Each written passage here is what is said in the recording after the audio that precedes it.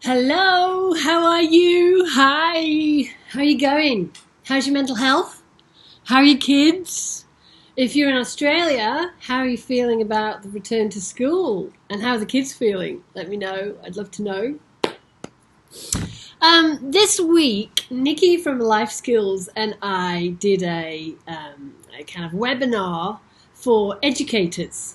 And as I was thinking about what to focus in on, what they need the most at the moment, how we can best serve at this time, I was, obviously thinking about well-being, and I thought because I teach the professional development workshops to teachers in well-being, lots of teachers on the call might have already met me and heard me talking about well-being. So what could I talk about that is a little bit different and that I don't cover in the usual well-being workshops? And I started to think about different aspects of well-being and things that, through science contribute to well-being, that we actually have like a causal link to being able to produce neurobiological changes, actual changes in the brain and body, in a way that we know by practicing them, we can actually change our biochemistry and our neurology to actually being healthier, being mentally more well, right? So I started thinking about purpose, which is what I'm going to talk to you briefly about today. So we have the neuroscience to tell us that having purpose in life is a really important quality which is critically related to well-being because it's related to resilience. So people who have a strong sense of purpose, direction in life, meaning to their lives, report that life is about something bigger than themselves. Those people show on robust objective measures greater resilience. So that is psychologically and neurologically, so they've measured the brain and they have an increased capacity to recover from adversity. Is this making sense? So what happens as we start to uncover purpose? We begin to reveal qualities that give a sense of contentment and meaning in ways that don't depend on external circumstances. So this is really relevant amidst challenging times such as the ones we find ourselves in now, don't you think? If we can find a sense of purpose and meaning, it will be beneficial in helping us to respond to this current situation.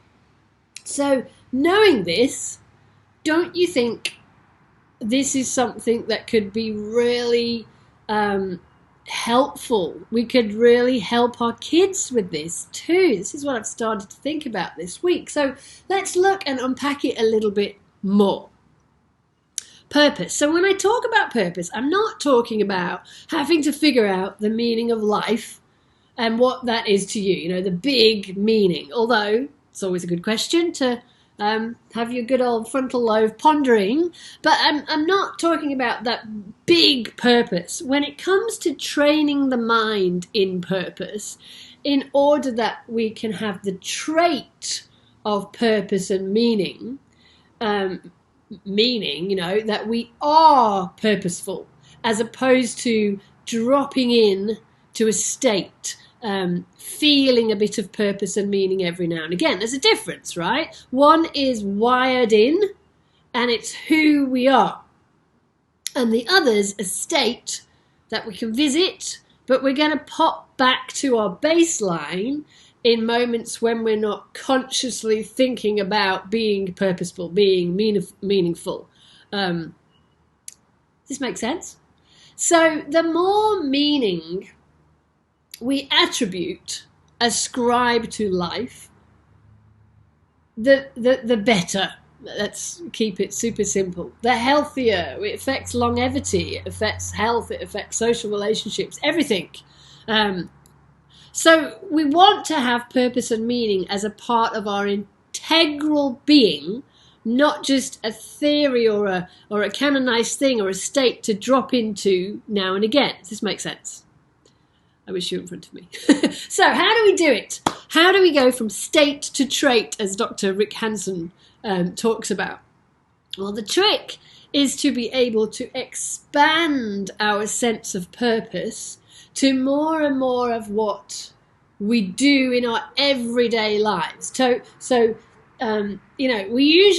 often think about doing, when we think about purpose, we often think about special activities that help us to express our deep values. Like we might volunteer for a cause, or we might join a specific group or community to take action. And when we're doing those specific activities, we're feeling meaningful. We're feeling that we have purpose. But training our mind in purpose, in gaining the trait of being purposeful, allows us to infuse even into the mundane activities, the mundane things in life, a sense of what's important to us.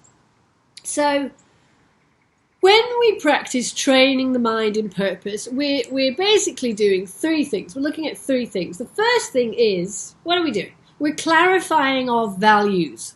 We're clarifying what is important to us. And this has been an opportunity to do that, don't you think?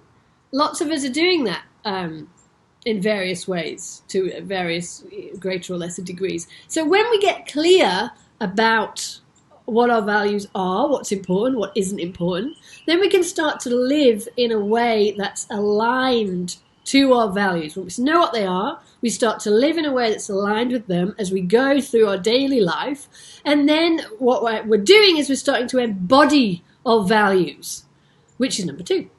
And then as we start to live from a way where we are embodying our values, we start to find higher purpose. So naturally, as we start to infuse our lives with a sense of meaning, we start to ask bigger questions. We just naturally start to ask more questions and begin to get in touch with something greater than ourselves, a higher purpose. So these are areas that we don't normally think about in relation to well-being, but we know that they're intricately connected. We know that purpose and meaning are connected to well-being and resilience. So we know that if we have purpose and meaning in our lives, we are better able to cope with adversity and changing times and bounce back quickly. So super relevant to us all now and to our kids.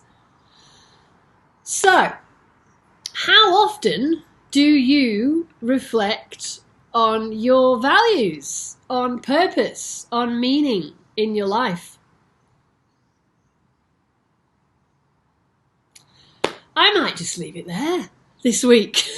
I know, right? I'd love to have you in front of me and ask you how you're feeling right now. How often do you reflect on your values and purpose? I hope that I've tickled some neocortex neurons and you can have fun exploring this. Yeah, I'm going to leave it there. So I hope you're doing great. I hope your kids are great. I hope you are able to see the sunshine above the clouds. Have fun making meaning and being on purpose this week. You know where I am. Get in touch. Big love from me.